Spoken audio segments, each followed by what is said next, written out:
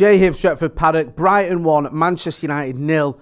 It's almost a case of history repeating. We thought the game was done. There was a penalty, except this time it wasn't for United. It was for Brighton, and McAllister, the most Scottish-sounding Argentinian ever, converted it. Just incredibly frustrating, wasn't it, Joe? Make sure you're getting involved in the comments in the chat. That's Joe Smith, by the way, in case you're wondering. Joe, Luke Shaw had a very good game, but it was an handball at the end. I'm not just blaming him, though. I'm not even blaming him, to be honest with you, because we were inviting pressure for about the last 45 minutes, basically. Yeah. Something had to give. It was weird, wasn't it? Because first half, I thought it was a pretty 50-50 game. They had a bit more possession than us, but we had more chances than them. I thought, Martial had a decent chance where he's sort of running down on the goalkeeper and straight at the keeper.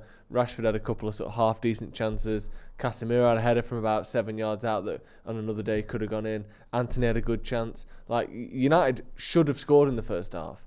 And then second half, it was not all Brighton, but pretty much all Brighton. Like, it was weird that we could go in at the end of the first half thinking, if another 20 minutes we might get a goal here. And then we didn't look like scoring at all second half. I think we had 2 shots on target in the second half. We had 3 in the first half, but much better chances, much more, far more shots in the first half. It was just weird, and Brighton ended up with 22 shots in total, 6 on target. But maybe it's just fatigue again.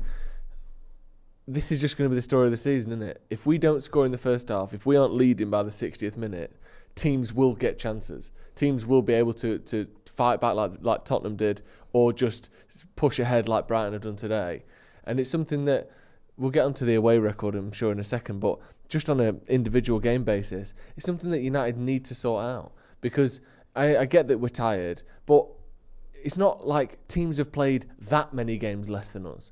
We played against who was it? When we played against Liverpool, we looked knackered. Liverpool played a lot of games this season. Liverpool, I don't think they're in the Champions League then, but they've only just gone out. I understand what you mean, but there are some, like Brighton, I think, have played 14 games. But it's not just Brighton, though. That's my point. It's well, you can see that it's every today, team away from yeah, home. It's right. Tottenham, it's City, it's Arsenal, it's Brighton, it's Liverpool. Like, it's not just Brighton. Brighton have played less games than United, yeah, fair enough, but they've also got worse players. So it's like... But then again, I understand what you mean, but part of me does feel a little bit sympathetic, if I'm being honest. Because Brighton, rotated almost their entire team last weekend. Yeah. And we didn't. And we've not got the option of that. Even though it's Brighton, they've got worse players than us. They've also got a bit of a squad. Yeah. And I think we're so reliant on the same few players. We're so reliant on the likes of Bruno. We're so reliant on Marcus Rashford. We're so reliant on Luke Shaw. We're so reliant on, well, basically anyone in defence at the minute. Yeah. And I think it does, you're right, because you shouldn't excuse 45 minutes, but I can kind of get it a little bit when I see, players looking goosed in the last 10 minutes. I think these players have played more minutes than almost anyone else in the world. No, I get that, and that is something to consider, obviously, and that is going to make you slow down at times in certain games. But for instance, I'm not just talking about today. If we go back even to the Spurs game, which again was only a week ago, so fair enough, they've still got the legs on them, but United slowed down after 30 minutes in that game. I was watching the game, I wasn't on the watch long, I watched it at home, just got back from Naples, watching it on the telly, thinking, we've stopped. Yeah. We stopped playing. It's like we went, right, how slow can we play and still win this game? Yeah. And I don't know what it is because yes, they're tired, but that was in the first half we started doing that against Tottenham, and then they came back, and we've seen it against other teams this season. I think it's a physical thing, but I also think there's a mental element to it where, for whatever reason, everyone we play in the second half is better than us at the minute. And I think that's, especially away from home, that is. And I think that is something that, I think being physically tired for playing more games is only one factor. And I think there are other factors the that need to be psychological thing you mentioned before the game definitely does play a part. I agree with that. And I think that, there's too many players who make silly mistakes, make silly errors. I'm not talking about Luke Shaw's handball because he should know better, and that's one thing. But there's so many little simple passes that you can't just put down to tiredness. I get that sort of gave away possession, that stopped an attack.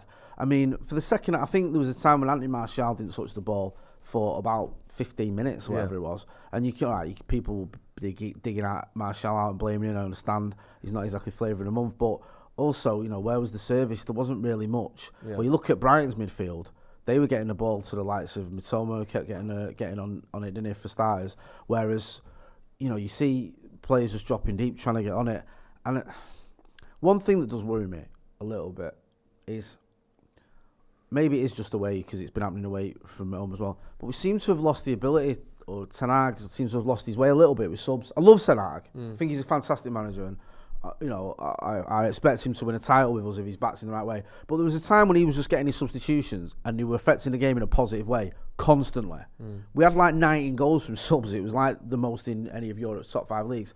But lately, it just feels like the subs are either not changing the game at all or having a bit of a detrimental effect. They're not having a positive effect. Do you know what I mean? And it was like Brighton made a load of subs and you could see they had an extra spring in the step. Yeah. It seemed to just give them a little bit extra. We made those subs and nothing really changed, really.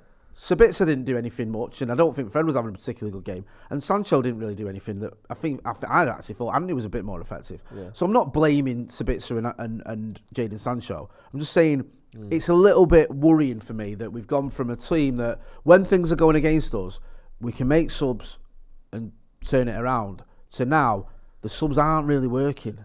Like, you saw it against Spurs. You mentioned the Spurs game.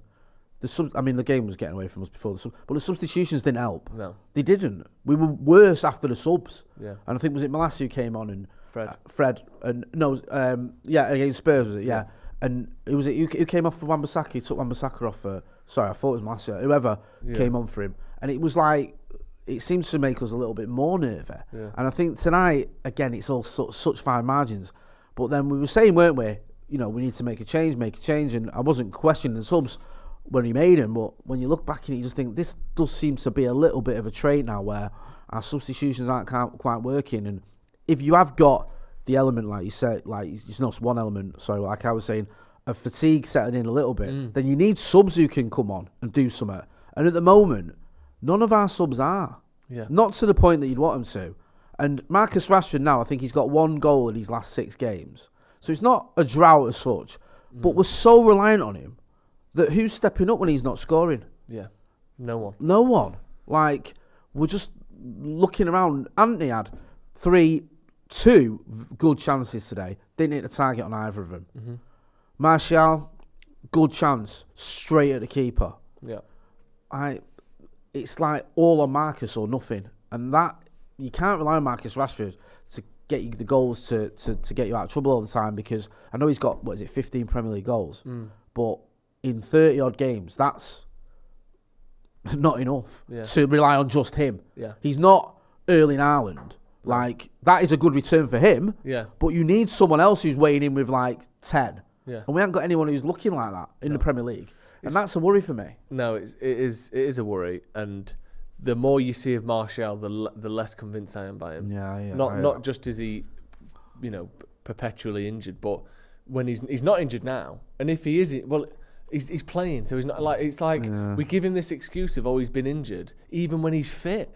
Like, he doesn't count that he's average to poor every time he plays because he's just coming back for an injury or because he's carrying a knock. Well, you're playing for Man United. You don't just get to be shit every week because you're injured a lot. Like that's the worst of both worlds. Do you know what I mean? Some players, they're amazing, but they're injury prone. Some players are shit, but they're there every week.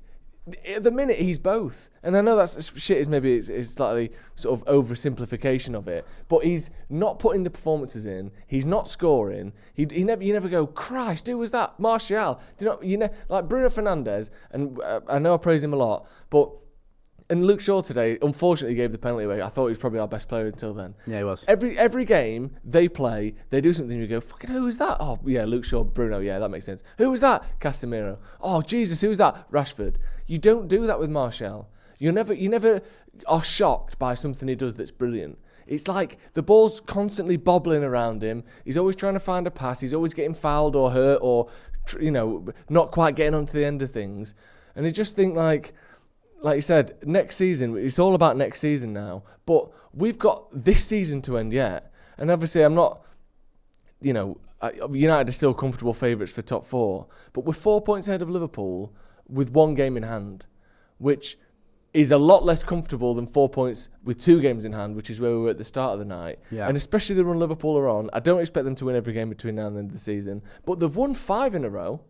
Like, they're playing really well at the minute. Other than City, they're on the best form of anyone in the league, and they'll be breathing down our necks if we don't beat West Ham at the weekend. And West Ham, whilst they got turned over comfortably in the end, put in a hard-working performance against City the other night. And they were missing key players. Souček and Rice and Aguerd were all out from a bug. So a bug as well, so you expect them to be fit for the weekend. If they come back and put in the same effort for 90 minutes as they did against City, against United at the weekend, we'll have a real game on our hands. The way we are at the moment, if we're not 2-0 up by 60 minutes, I think we'll really struggle. And I don't want to be down and negative and, naysaying and all of that, but I think we've got to be careful here, because these next 2 games in particular, it has to be 4 points minimum. Because if it's 1 or 2 or none, it's going to be this could be a horrendous end to the season, which I don't think will happen. But we've just got to keep a little out, because we're all about Kane and next season and title charge, and with this person's fit and we've replaced that one.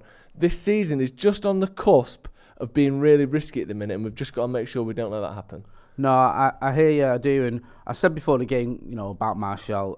I thought when he has played most of the season, when he has played this season, he's played well. I felt like the Brighton game and was the other game he started. There was another game that's fucking off completely. Brentford? Was it the first game of the season? Sevilla. Okay. Sevilla, I think, away. Yeah. I mean, recently, sorry. Okay, sorry. His levels have dropped a little bit. Yeah. It doesn't seem like he was earlier on in the season when, I know he was injured a lot, but when he was coming in, he looked really good. Now he just seems to be a little bit off the pace, and tonight he looks a little bit off it as well. And that is a concern, because we need him. And I don't know, I mean, the other option obviously is to start Weghorst, or you start Rashford down the middle, and maybe he needs to look at those 2 options, because something's not quite right. It's just not quite happening for us, and we need to fix it, because we can't just keep not scoring goals and try to rely on these clean sheets, because we're getting found out. Yeah. What are the comments saying? Yeah, we've got a few super chats. Get your comments in. I'll read some regular chats and super chats as well. Guitarman84 says goals have completely dried up. We scored more goals when Weghorst was up top, but at least he works hard. Interesting. Simon Howard says Sancho is done. What does he offer currently? Pralad says we need a whole squad revamp. Fucking hell. I don't think it's that severe, is it? But no. We certainly need fresh players and a few new players. Sudarshan says losing Martinez means we lost Shaw at left back. Big miss. That's a good point, that. 2 of our back 4 were playing out of position tonight. And it is difficult to win games against good teams where that's the case. We've got a real makeshift back 4 going on. Wan-Bissaka, who couldn't get a game at the start of the season, playing at right back, and obviously his form's improved a lot. You've got Victor Lindelof, who's our 3rd choice centre back. You've got our left back playing at centre back, and you've got our other right back playing at left back. It's a bit cobbled together in it. So again, there are some mitigating circumstances maybe around United's form at the minute, but just hard to watch in it, especially when we keep dropping points from. This was almost after the game, and the Tottenham game last week as well, where we were 2-0 up. Witterbird, who's been around for 3 months, thank you very much, said, why is panic happening? I thought the general consensus was lucky to draw. I don't know. Do you know what worries me, right? I still think we'll get top 4. Yeah.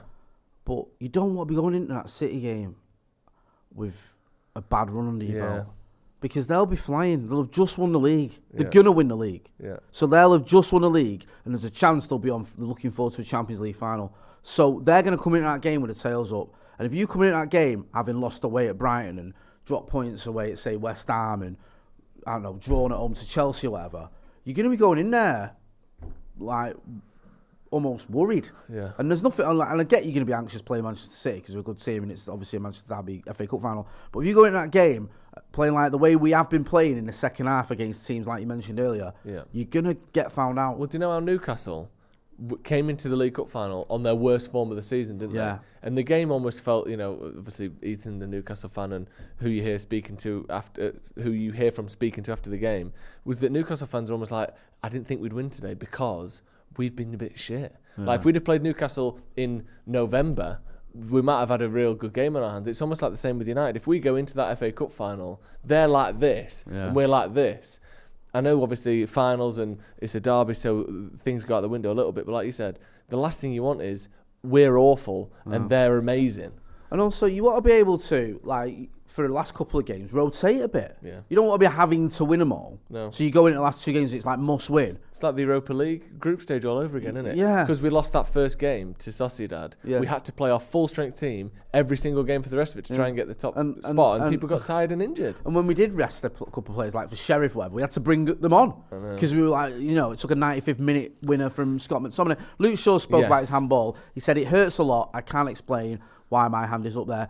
He had 94 and a half very good minutes. He just had a moment of madness. I actually feel sorry for him because I thought he was probably our best player or one of our best players tonight. I'm not going to be too... It's stupid what he did, but I'm not just going to point the finger at him. I thought there was a lot of players on that pitch who played a lot worse than he did. And I think a lot of players who needed to prove a bit more, needed to step up a bit, who didn't. I don't think Luke Shaw has to prove anything. I think his future at Manchester United is more than secure. Just before we wrap up, do you want to go through a couple of comments? Yeah, Martian says, Shaw and Lindelof have been a great pairing, but our left flank looks absolutely non-existent when Shaw isn't playing left back. Dalot does not attack. Burnside is back, said, goal difference over 2 seasons is +9. That's just not very good, is it? No, it's awful, to be honest. And I mean, again, I think we're finished up 4, but just for full transparency, Liverpool's goal difference is currently 15 better than ours. So if it does come down to that, they have the advantage there. Not only because it's just an idle kind of morbidity. Imagine a situation where City won the treble and Liverpool pipped us to top 4. I don't think that will happen, but fucking hell, how bad would that be? I think my resignation from this channel and from Manchester United and Football from Club life itself would actually be in the post. I don't think I could sit here and talk about Manchester United again next season, probably ever. Imagine that. It ain't going to happen. I've said it. I've stayed sober through Moyes, Van Gaal, Ralph Rangnick, but that is the ultimate test of my sobriety. I'm not going to lie. I genuinely don't think that will happen, but fucking hell, there is the ultimate hellish end to this season. Just do you remember? You're old enough to remember 2005, aren't you? Yeah. Where we were shite in the league. I think we finished 3rd. We got to the FA Cup final, we lost on penalties to Arsenal, and then Liverpool won the Champions League after being 3-0 down against AC Milan.